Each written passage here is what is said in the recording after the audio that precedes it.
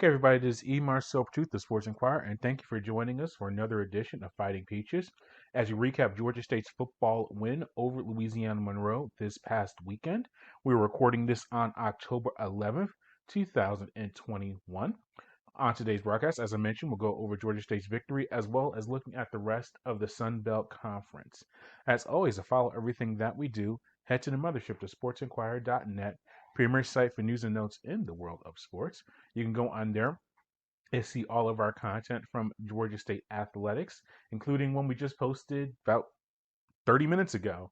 Brett Surtsey, the head coach of the men's soccer team, was gracious enough to join us and speak with us about the team and their big win over Akron this past weekend in MAC action. A first win over a ranked team in several years for that program. So that was a really good interview that we were able to get together with him. You can also go to our social media platforms on Twitter, Instagram, and Facebook under Sports Inquirer. Do a search on there, and you'll be able to see our content. And then finally, subscribe to our audio and video hosts such as YouTube, SoundCloud, Spotify, Google Podcast, and iTunes. You do a search on those, you'll be able to keep track of all that we have going on. Yeah, so Georgia State earned a very important win for the team this year. It was their first Sun Belt victory of the season with a 55-21 victory over Sun Belt foe Louisiana-Monroe on October 9th. A big part of the game for Georgia State was the offensive attack. Darren Granger had 4 touchdown passes and rushed for a 5th in the victory for Georgia State. He tied a school record with that mark. The team also tied a school record for points in a contest with those 55 points. And the last time they had that much, that was the most against FBS opponent, equals the overall record, which was set in a contest against Savannah State back in the inaugural season of 2010. Here is head coach Shawn Elliott for Georgia State on the victory. This was a very good win for our football team. It was a very we needed to win like this tonight. We've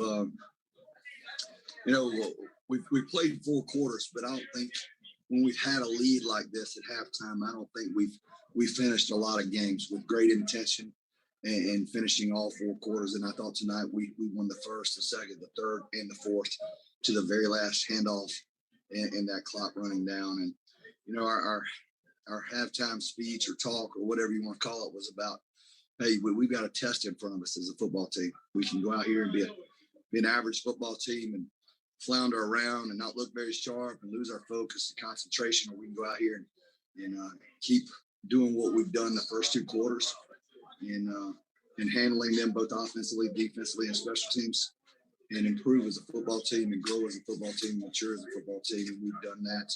And like I said, when we've had big leads, I've seen it not go that way. This team a year ago, we had this team, I think it may have been 35-7 at half. And we didn't play very well in the second half. But tonight we finished, and I was very proud. We emptied everything. I hope everyone got to play. And that's a great feeling. And I'm very proud of our football team. I'm proud of our players. It's, when you're sitting here and you're in conference play, and we just lost to a very good Appalachian State team, and there's 2 ways you can go. We were coming out of the crossroads, and we had to go forward, and we went forward tonight. Yeah, and the story of the game on offense was Granger. He passed for 230 yards and rushed for 84 more. So those 5 touchdowns he accounted for ties the school record for a single contest. Here is Elliott on Granger and his efforts. And remember, Granger did not start the season as the starting quarterback. That distinction went to Cornelius Brown, the 4th, Quad Brown. He started the first few contests of the year, but Granger has come in and provided some offensive opportunities for the team. So here is Elliott on Granger and his evolution in that quarterback position. Darren, over the last couple of weeks, has brought, I think, energy. There's a confidence. He instills confidence in others. I think his run ability does a great job for us. And he's definitely improving in his throw game, as you saw some of the throws he made tonight, some of the deeper throws. And we just felt like, hey, he created a spark against Charlotte. He led that thing into Auburn, and, we thought it was the right move. Yeah, and the Panthers had 572 total yards of offense in that contest, including 326 yards on the ground. We've spoken with Coach Elliott many times before, and his emphasis on the rushing game is pretty obvious. That's the first thing he mentions a lot of times when we speak with him about the offense. But Georgia State was able to have a very strong offensive attack led by the 326 yards on the ground. Here is Elliott on that run running the ball. We leaned on our strength, and our strength is running the football, and we weren't going to be deterred from it. We were going to find a way to hand it our backs, and we were going to hand it and hand it and hand it and take the throws when they gave us the throws. But we've got I think we've got a pretty good offensive line. We've got good tight ends. We've got good backs. And we have good receivers, don't get me wrong. And our quarterbacks can throw the ball as well.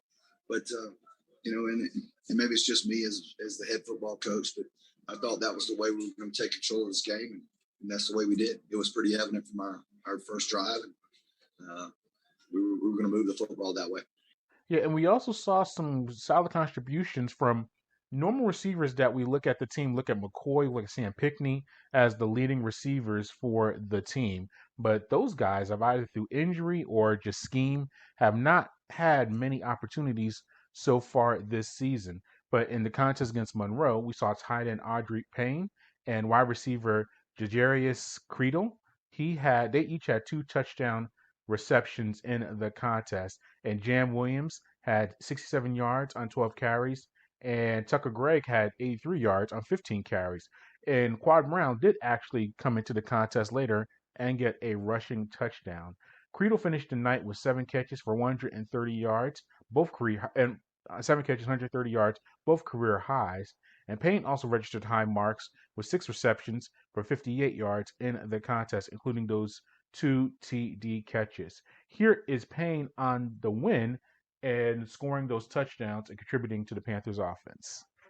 We knew that we were going to have a tough 5 games. So just being able to get through the adversity and picking ourselves back up after that is pretty awesome. So we were excited. We knew this week was going to be a good week for us to get back on our feet. And then, we just rallied behind each other and we had a really, really good week. So it was fun, man. It was a blast for sure.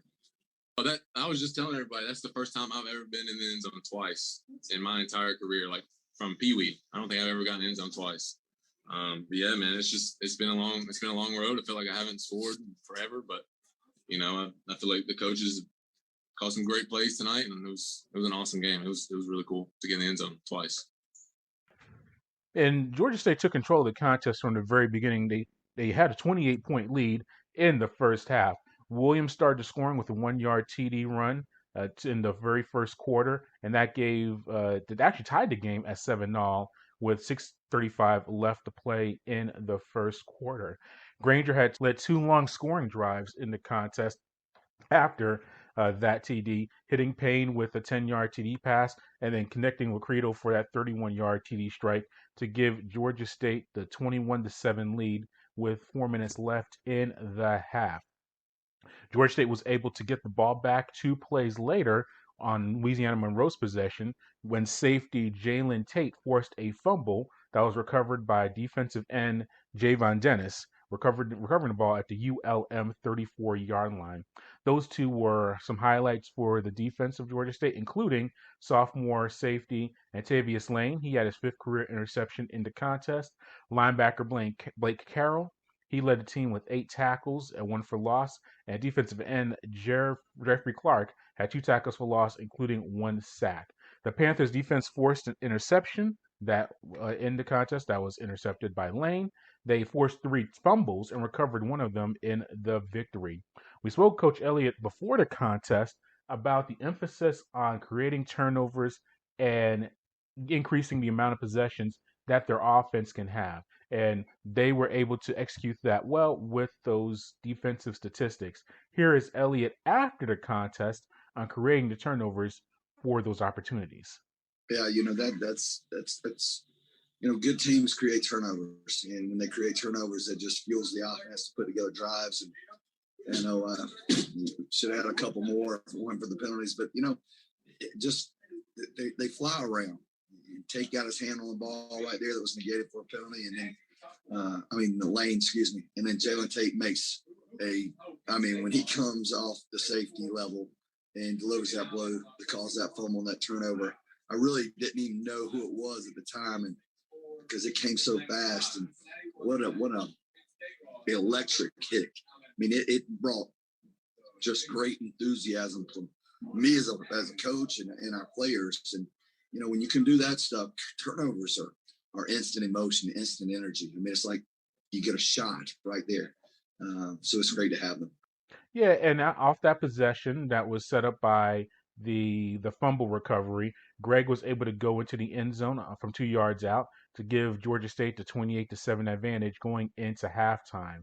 And the statistics first half was dominated by Georgia State. They had 19 first downs, 208 yards on the ground, all of that through the first 2 quarters of the contest. Georgia State got the kickoff to open up the second half and drove 75 yards in 8 plays, finishing the drive with Payne's second touchdown catch of the contest. Here is Payne on the team holding the halftime lead and keeping the pressure on Louisiana-Monroe. It definitely felt different there. We usually get in there at halftime. We're like, oh, we got to finish. And then sometimes we just, let off the gas a little bit. But this time you could just feel it in the air that we were just ready to play. And it's a different team. So like the past couple of years, we've gotten up at halftime and then we kind of take the pedal off a little bit. But this year, I just feel like we have a different team. We have a different mindset and we're just eager to play.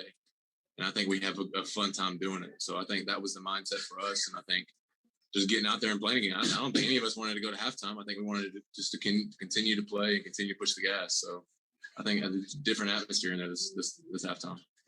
And Monroe, who fell to 2-3 overall in the season and 1-2 in the Sun Belt Conference, actually pulled within 14 points in the second half, but they made the score 35-21.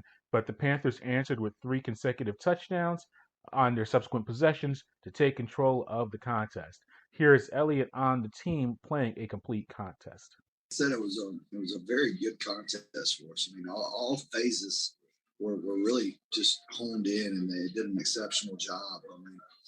So I was very pleased with it. That's football. That's a team that's grown, and when you can come together and play all 3 phases, complement one another, and stopping and then gaining momentum and driving and scoring points. That's a really good feeling. And there was a couple of times, we had the safety in the end zone and they call a face mask. We have the interception there, and that's negated for a personal foul, late hit, and whatever the ticky-tack calls. They call this thing football, I guess, still, don't they? I don't know if they call this game football any longer. They may have changed the game in the rule book next year. But like I said, I'm proud of our football team. Yeah, so it was a very good effort by Georgia State. Remember, they came off of that disappointing loss to Appalachian State in the previous week at home in their Sun Belt opener. So that was a very important win for Georgia State, and they have a bye week coming up, and they will return to action on October 23rd at home against Texas State. Because look at the rest of the Sun Belt Conference and things going around the Southeast. Coastal Carolina, still nationally ranked in the top 15, remained undefeated on the season with a 52-20 win at Arkansas State. The Chanticleers improved to 6-0 on the season. They technically became the first team in FBS to become bowl eligible because that victory was actually on Thursday night instead of Saturday. Yeah, and it was very interesting to see the post game in the locker room having the T-shirts bowl eligibility. They're very excited about that. I think they have higher aspirations than becoming bowl eligible, but technically they can claim that they were the first team to get the 6 wins on the season. Coastal's offense has been the story of their season all throughout the year. 685 yards of total offense against Arkansas State, second most in program history. Had scores in 8 of their 13 offensive possessions. Tight end Isaiah Likely set a school record with 4 touchdown catches, 232 yards receiving, and he had 8 catches in the contest. Sophomore Grayson McCall, the redshirt quarterback to transfer into the program this year, threw for a career best 365 yards and a career high 4 touchdown passes in the victory. So the Chanticleers have taken a firm grasp of the Sun Belt Eastern Division, and they look to keep it rolling all throughout the season. Texas State overcame a 14-point fourth quarter deficit to defeat South Alabama in 4 overtimes last Saturday. The score was 33-31 in favor of Texas State. The Bobcats in the fourth overtime period got a touchdown run from Brady McBride.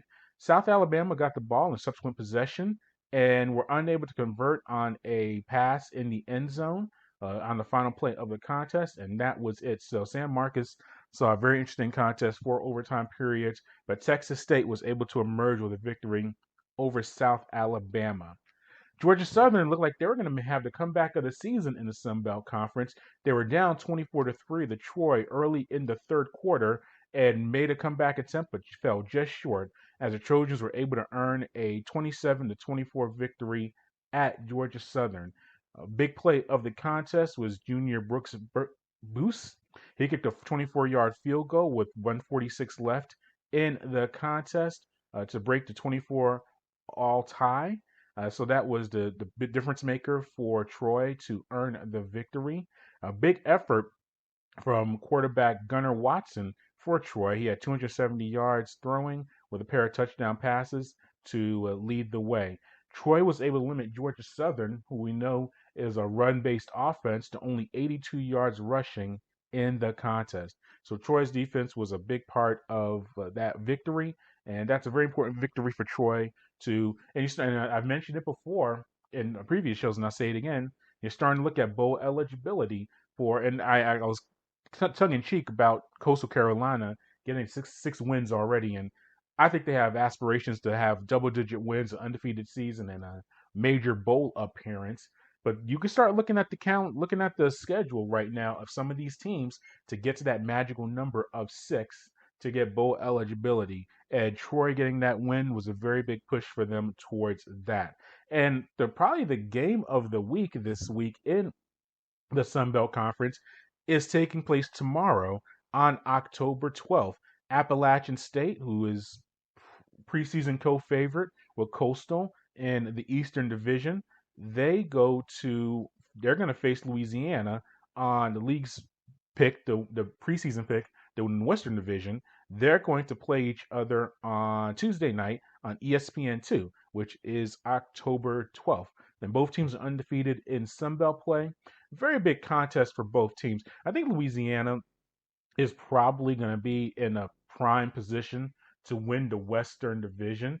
But if you're Appalachian State and you're seeing everything that Coastal Carolina has done, and they haven't faced each other yet, Coastal and App, you have to keep pace with the Chanticleers and find a way to get a victory. And for Louisiana as well, I mean, there's some teams out there, but I think it's looking more balanced. I mean, Texas State was able to get a conference win. Louisiana actually has a conference win as well. So it's a little more spread out as far as South Alabama also has a conference. So all these teams have conference wins on the western side. But I think Louisiana hasn't played too many of them yet. So I think ultimately they'll find their way into winning the Western Division. But as far as the East goes, for Appalachian State, this is a crucial contest for them if they want to keep pace. We'll have a recap of that contest when we do our Sun Belt preview of all the contests for the upcoming week later on this week. Thanks for listening to our show. As always, to follow everything that we do, go to the sportsinquirer.net, premier site for news and notes in the world of sports. You can also go to our social media platforms on Twitter, Instagram, and Facebook under Sports Inquirer. And then finally, subscribe to us on YouTube, SoundCloud, Spotify, Google Podcast, and iTunes, which are our audio and video hosts. Go on there, and you'll be able to see all of the stuff that we have going on. Until next time, good fight, good night, and be safe.